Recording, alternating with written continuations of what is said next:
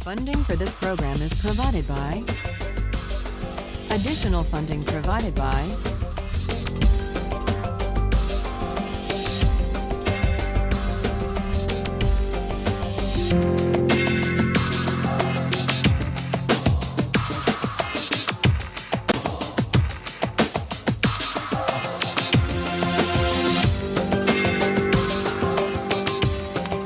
When we ended last time,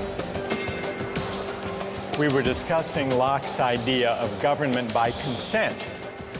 And the question arose, what are the limits on government that even the agreement of the majority can't override? That was the question we ended with.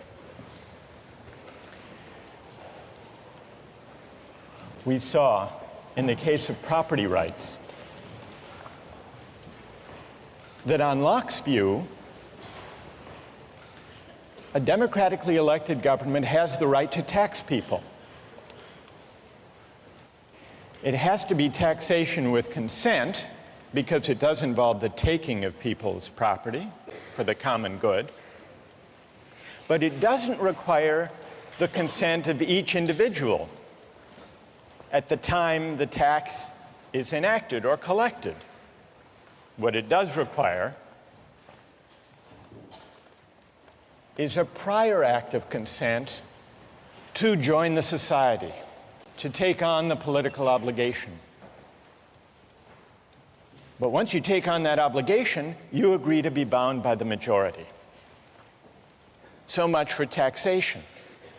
But what you may ask about the right to life, can the government conscript people and send them into battle? What about the idea that we own ourselves? Isn't the idea of self-possession violated if the government can, through coercive legislation and enforcement powers, say, you must go risk your life to fight in Iraq? What would Locke say? Does the government have the right to do that? Yes. In fact, he says in 139, he says, what matters is that the political authority or the military authority not be arbitrary. That's what matters. And he gives a wonderful example. He says a sergeant, even a sergeant, let alone a general, a sergeant can command a soldier to go right up to the face of a cannon where he is almost sure to die. That the sergeant can do. The general can condemn the soldier to death for deserting his post or for not obeying even a desperate order. But with all their power over life and death, what these officers can't do is take a penny of that soldier's money. Because that has nothing to do with the rightful authority. That would be arbitrary, and it would be corrupt. So consent winds up being very powerful in Locke, not consent of the individual to the particular tax or military order, but consent to join the government and to be bound by the majority in the first place. That's the consent that matters. And it matters so powerfully that even the limited government created by the fact that we have an unalienable right to life, liberty, and property, even that limited government is only limited in the sense that it has to govern by generally applicable laws, the rule of law. It can't be arbitrary. That's Locke. Well, this raises a question about consent. Why is consent such a powerful moral instrument in creating political authority and the obligation to obey?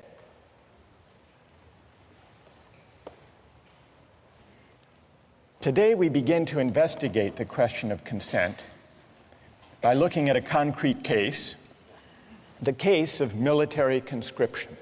Now, some people say, if we have a fundamental right that arises from the idea that we own ourselves, It's a violation of that right for government to conscript citizens to go fight in wars.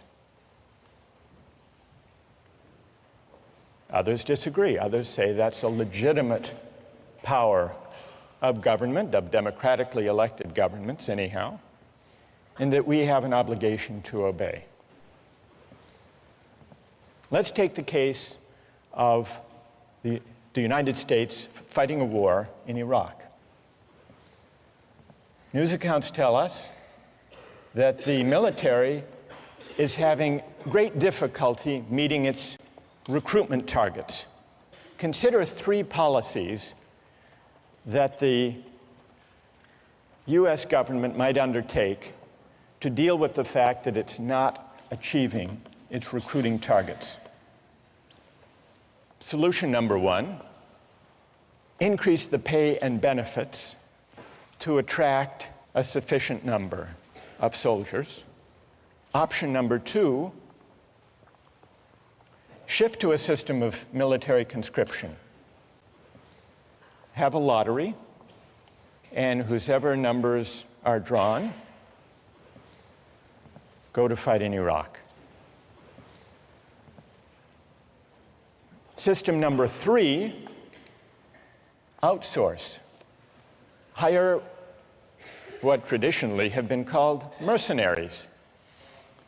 People around the world who are qualified, able to do the work, able to fight well, and who are willing to do it for the existing wage.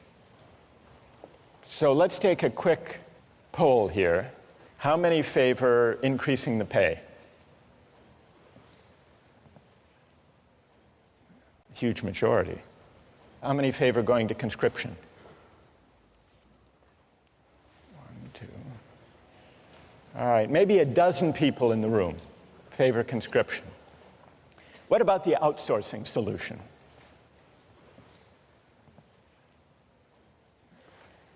Okay, so there may be about 2-3 dozen. During the Civil War, the Union used a combination of conscription and the market system to fill the ranks of the military to fight in the Civil War. It was a system that began with conscription, but if you were drafted and didn't want to serve, you could hire a substitute to take your place. And many people did.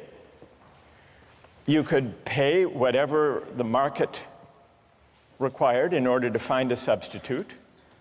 People ran ads in newspapers, in the classified ads, offering $500, sometimes $1,000 for a substitute who would go fight the Civil War in their place. In fact, it's reported that Andrew Carnegie was drafted and hired a substitute to take his place for an amount that was a little less than the amount he spent in a year on fancy cigars. Now, I want to get your views about the Civil War system. Call it the hybrid system, conscription but with a buyout provision. How many think it was a just system? How many would defend the Civil War system? Anybody? 1? Anybody else? 2, 3, 4, 5. How many think it was unjust? Most of you don't like the Civil War system. You think it's unjust. Let's hear an objection. Why don't you like it? What's wrong with it? Yes. Well, by paying $300 for to be exempt one time around, you're really putting a price on on valuing human life. And we established earlier that's really hard to do. So they're trying to accomplish something that really isn't feasible. Good. So paying someone $300 or $500 or $1,000 You're basically saying that's what their life is worth to you. That's what their life is worth. It's putting a dollar value on life. That's good. And what's your name? Liz. Liz. Well, who has an answer for Liz? You defended the Civil War system. What do you say? If you don't like the price, then you have the freedom to not be sold or hired. So it's completely up to you, and I don't think it's necessarily putting a specific price on you. And if it's done by himself, I don't think there's anything necessarily morally wrong with that. So the person who takes the $500, let's say, he's putting his own price on his life, or on the risk of his life, Right. and he should have the freedom to choose to do that. Exactly. What's your name? Jason? Jason, thank you. Now we need to hear from another critic of the Civil War system. Yes? It's a kind of coercion almost to people who have lower incomes. For Carnegie, he can totally ignore the draft. $300 Right. is irrelevant in terms of his income. For Right. someone of a lower income, they're essentially being coerced to be drafted, or it's probably they're not able to find a replacement. Or Tell me your name. Sam. Sam. All right, so you say, Sam, that when a poor laborer accepts $300 to fight in the Civil War, he is in effect being coerced by that money given his economic circumstances. Whereas Carnegie can go off, pay the money, and not serve. All right, I want to hear if someone has a reply to Sam's argument that what looks like a free exchange is actually coercive. Who has an answer to Sam? Go ahead. I'd actually agree with him in saying You that... agree with Sam? I agree with him in saying that it is coercion in the sense that it robs the individual of his ability to reason. Okay, and what's your name? Raul? All right, so Raul and Sam agree that what looks like a free exchange, free choice, voluntary act, is actually, it involves coercion. It's profound coercion of the worst kind because it falls so disproportionately upon one segment of the society. Good. All right. So Raul and Sam have made a powerful point. Who would like to reply? Who has an answer for Sam and Raul? Go ahead. I don't think that these drafting systems are really terribly different from, all volunteer Army sort of recruiting strategies. The whole idea of, having benefits and pay for joining the Army is, sort of a coercive strategy to get people to join. It is true that military volunteers come from disproportionately, lower economic status, and also, from certain regions of the country where you can use like the patriotism to try and coerce people to feel like it's the right thing to do to volunteer and go over to Iraq. And tell me your name. Emily. All right, Emily says, and Raul, you're going to have to reply to this, so get ready. Emily says, fair enough, there is a coercive element to the Civil War system when the laborer takes the place of Andrew Carnegie for $500. Emily concedes that. But she says, if that troubles you about the Civil War system, shouldn't that also trouble you about the volunteer army today? And before you answer, how did you vote on the first poll? Did you defend the volunteer army? I didn't vote. You didn't vote? No. By the way, you didn't vote. Did you sell your vote to the person sitting next to you? No. All right. So what would you say to that argument? I think that the circumstances are different in that there was conscription in the Civil War. There is no draft today. And I think that the volunteers for the Army today have a more profound sense of patriotism that is of an individual choice than those who were forced into the military in the Civil War. Somehow less coerced. Less coerced. Even though there is still inequality in American society, even though, as Emily points out, Yeah. the makeup of the American military is not reflective of the population as a whole. Let's just do an experiment here. How many here have either served in the military or have a family member who has served in the military? In this generation, not parents, family members, in this generation. And how many have neither served nor have any brothers or sisters who have served? Does that bear out your point, Emily? Yes.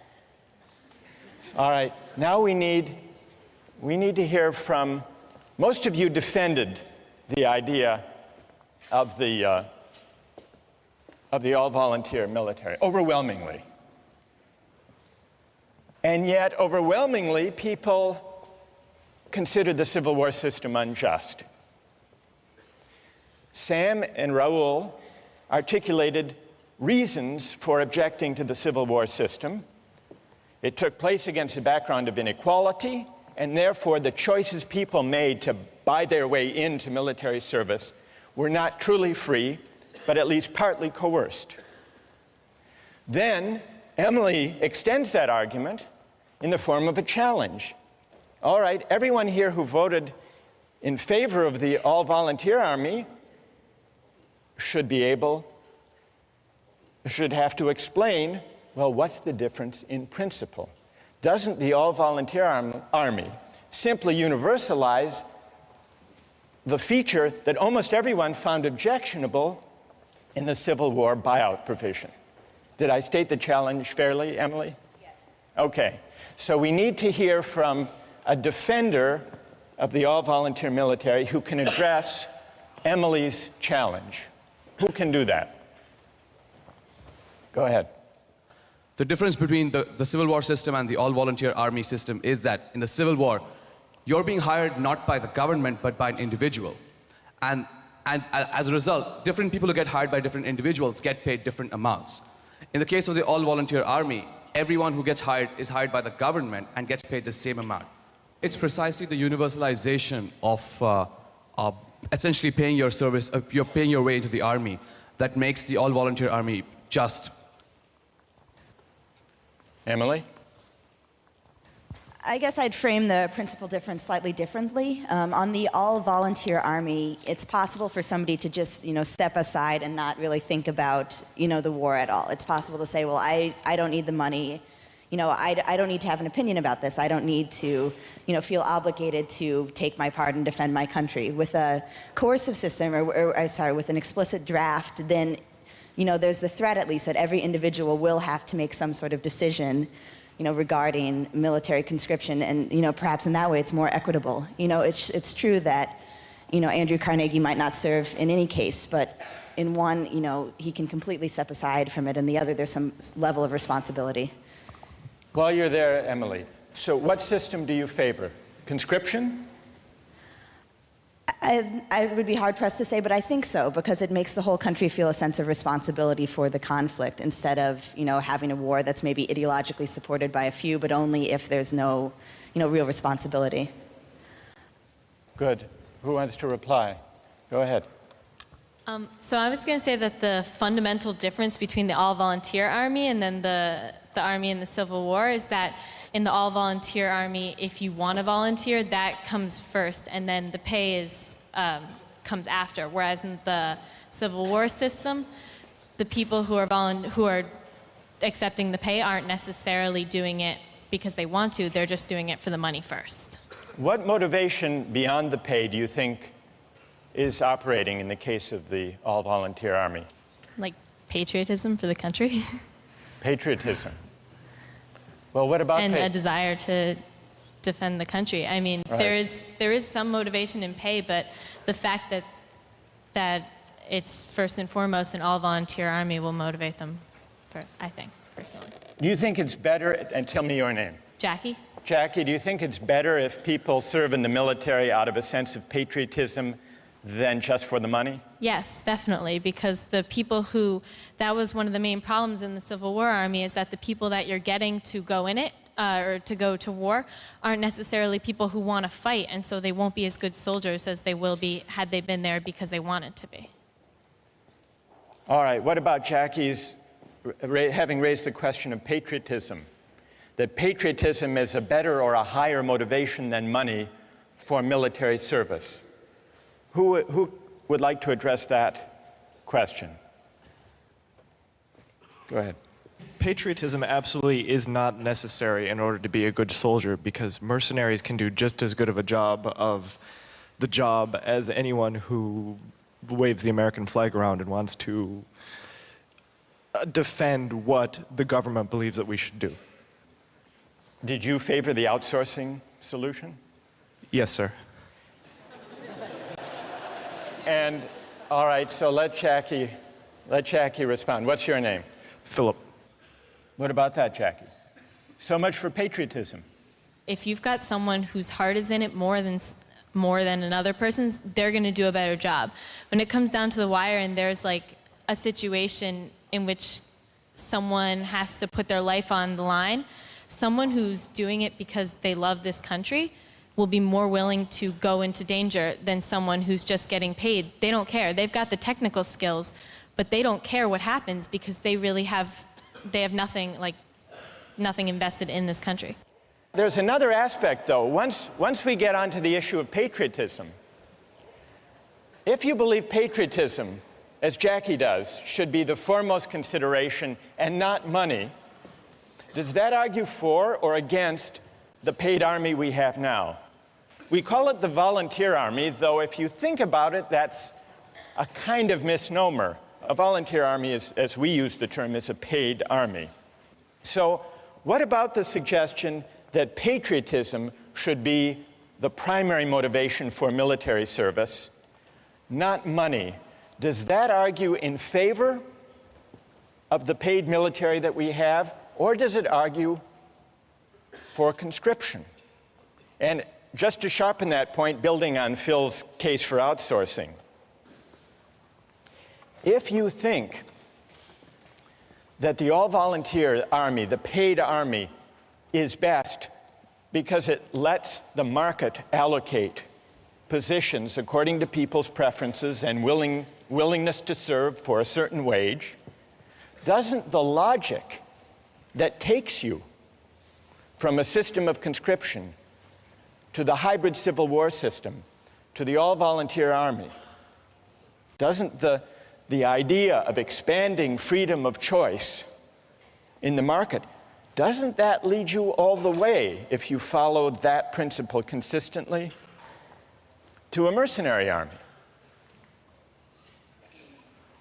And then if you say no, Jackie says no, patriotism should count for something.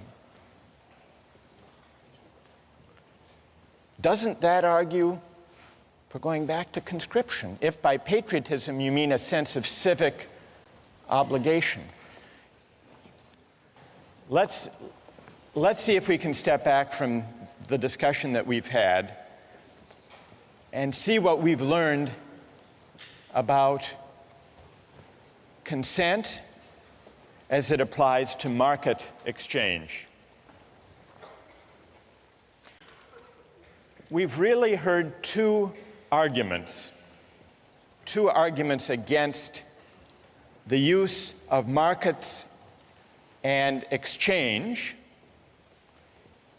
in the allocation of military service. One was the argument raised by Sam and Raul, the argument about coercion. The objection that letting the market allocate military service may be unfair and may not even be free if there's severe inequality in the society, so that people who buy their way into military service are doing so not because they really want to, but because they have so few economic opportunities that that's their best choice. And Sam and Raul say there's an element of coercion in that. That's one argument. Then there is a second objection to using the market to allocate military service. That's the idea that military service shouldn't be treated as just another job for pay because it's bound up with patriotism and civic obligation. This is a different argument from the argument about unfairness and inequality and coercion. It's an argument that suggests that maybe where civic obligations are concerned, we shouldn't allocate duties and rights by the market. Now, we've identified two broad objections. What do we need to know to assess those objections? To assess the first, the argument from coercion, inequality, and unfairness, Sam, we need to ask what inequalities in the background conditions of society undermine the freedom of choices people make to buy and sell their labor. Question number one. Question number two, to assess the civic obligation patriotism argument, we have to ask, what are the obligations of citizenship? Is military service one of them or not? What obligates us as citizens? What is the source of political obligation? Is it consent, or are there some civic obligations we have even without consent for living and sharing in a certain kind of society? We haven't answered either of those questions, but our debate today about the Civil War system and the all-volunteer army has at least raised them, and those are questions we're going to return to in the coming weeks.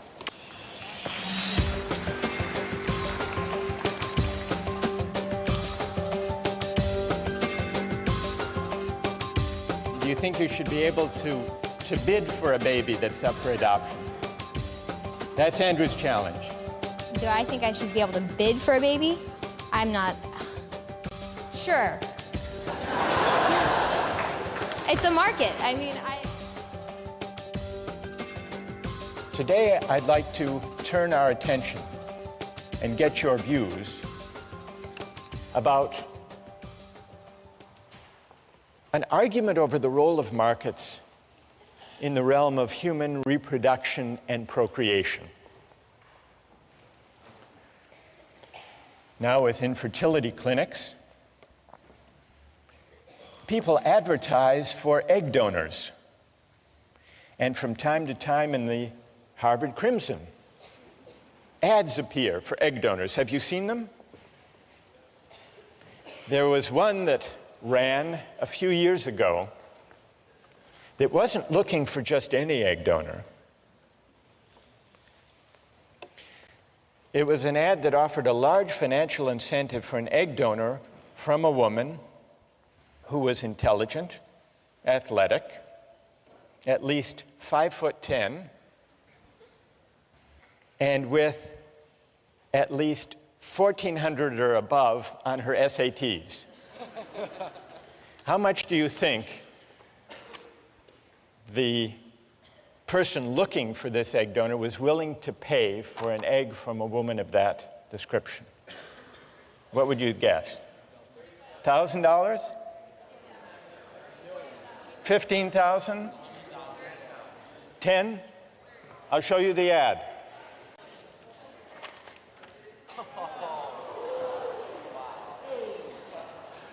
$50,000 for an egg, but only a premium egg. What do you think about that? Well, there are also sometimes ads in the Harvard Crimson and other college newspapers for sperm donors. So the market in reproductive capacities is an equal opportunity market. Well, not exactly equal opportunity. They're not offering $50,000 for sperm. But there is a company, a large commercial sperm bank, that markets sperm. It's called California Cryobank. It's a for-profit company. It imposes exacting standards on the sperm it recruits. And it has offices in Cambridge between Harvard and MIT, and in Palo Alto near Stanford. Cryobank's marketing materials play up the prestigious source of its sperm. Here is from the website of Cryobank the information.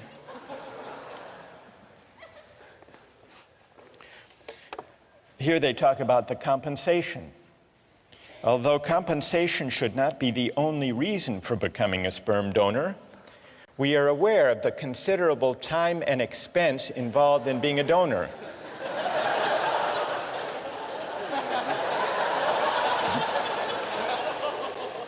So, do you know what they offer? Donors will be reimbursed $75 per specimen,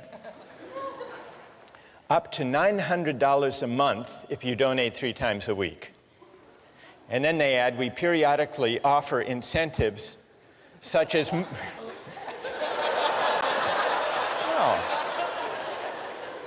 such as movie tickets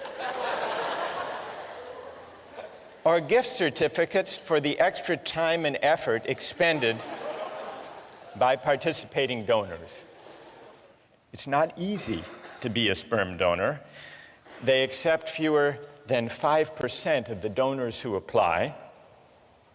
Their admission criteria are more demanding than Harvard's. The head of the sperm bank said the ideal sperm donor is 6 feet tall, with a college degree, brown eyes, blonde hair, and dimples. For the simple reason that these are the traits that the market has shown the customers want. Quote, quoting the head of the sperm bank, if our customers wanted high school dropouts, we would give them high school dropouts. So here are 2 instances, the market in eggs for donation and the market in sperm, that raise a question about whether eggs and sperm should or should not be bought and sold for money. As you ponder that, I want you to consider another case involving a market and, in fact, a contract in the human reproductive capacity. And this is the case of commercial surrogate motherhood. And it's a case that wound up in court some years ago. It's the story of Baby M.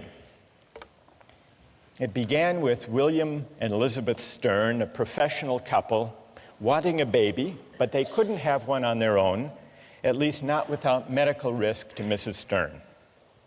They went to an infertility clinic where they met Mary Beth Whitehead, a 29-year-old mother of 2, the wife of a sanitation worker.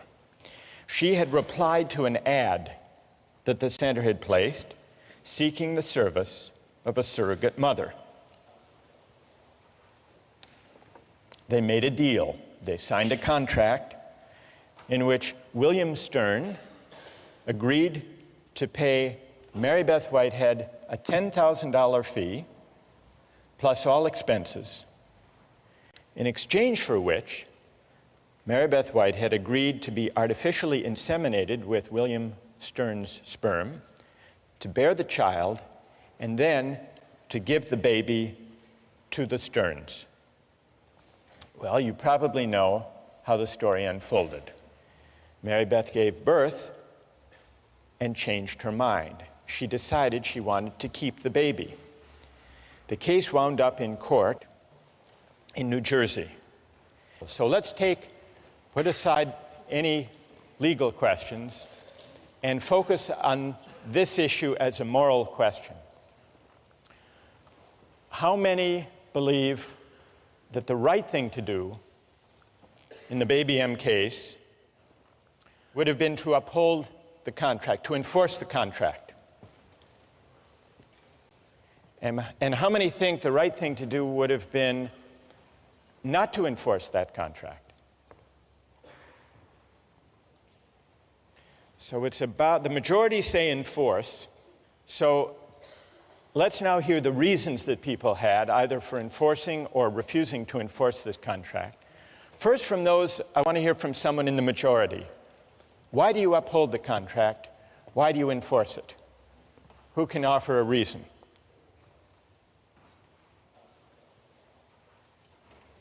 Yes. Stand up. It's a binding contract. All the parties involved knew the terms of the contract before any action was taken. If it's a voluntary agreement, the mother knew what she was getting into. All four intelligent adults, regardless of formal education, whatever. So it makes sense that if you know what you're getting into beforehand and you make a promise, you should uphold that promise in the end. Okay. A deal is a deal, in other words. Exactly. And what's your name? Patrick. Is Patrick's reason the reason that most of you in the majority favored upholding the contract? Yes? All right, let's hear now someone who would not enforce the contract. What do you say to Patrick? Why not? Yes. Well, I mean, I agree. I think contracts should be upheld when all the parties know all the information. But in this case, I don't think there's a way a mother, before the child exists, could actually know how she's going to feel about that child. So I don't think the mother actually had all the information. She didn't know the person that was going to be born and didn't know how much she would love that person. So that's my argument. So you would not, and what's your name? Evan Wilson. Evan says he would not uphold the contract because when it was entered into, the surrogate mother couldn't be expected to know in advance how she would feel.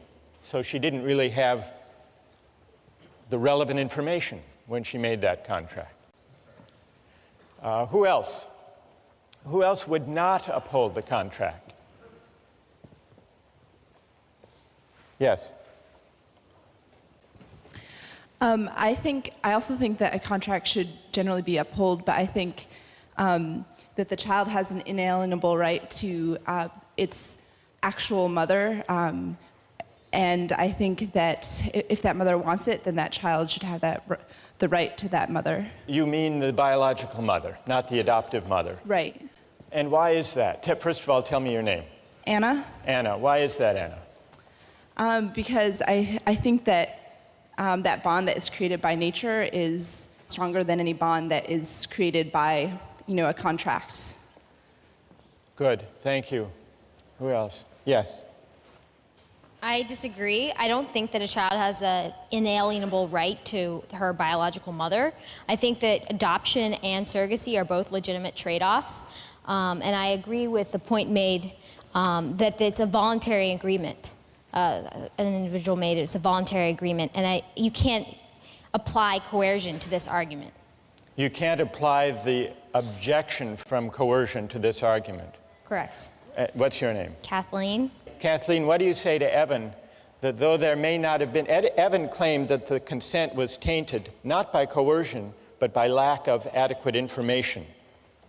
She couldn't have known the relevant information, namely how she would feel about the child. What do you say to that?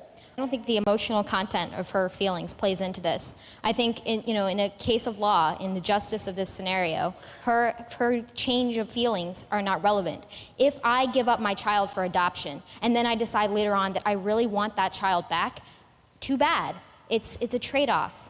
It's a trade-off that the mother has made. So a deal is a deal. You agree with Patrick? I agree with Patrick. A deal is a deal. Yes. Good. Yes. I would say that, though I'm not really sure if I agree with the idea that the child has a right to their mother, I think the mother definitely has a right to her child. And I also think that there are some areas where market forces shouldn't necessarily penetrate. I think that the whole surrogate mother area smacks a little bit of dealing in human beings. Seems dehumanizing, and it doesn't really seem right. So that's my main reasoning. And tell us your name. I'm Andrew. Andrew, what is dehumanizing about buying and selling the right to a child for money? What is dehumanizing about it? Well, because you're buying someone's biological right. I mean, you can't, in the law, as it's stated, you can't sell your own child. Like, were you to have a child, I believe that the law prohibits you selling it to another person or selling it So into this is like slavery. baby selling. Right. To a certain extent. I mean, though there is a contract with another person, you've made agreements and whatnot, there is an undeniable emotional bond that takes place between a mother and a child. And it's wrong to simply ignore this because you've written out something contractually. All right, you want to reply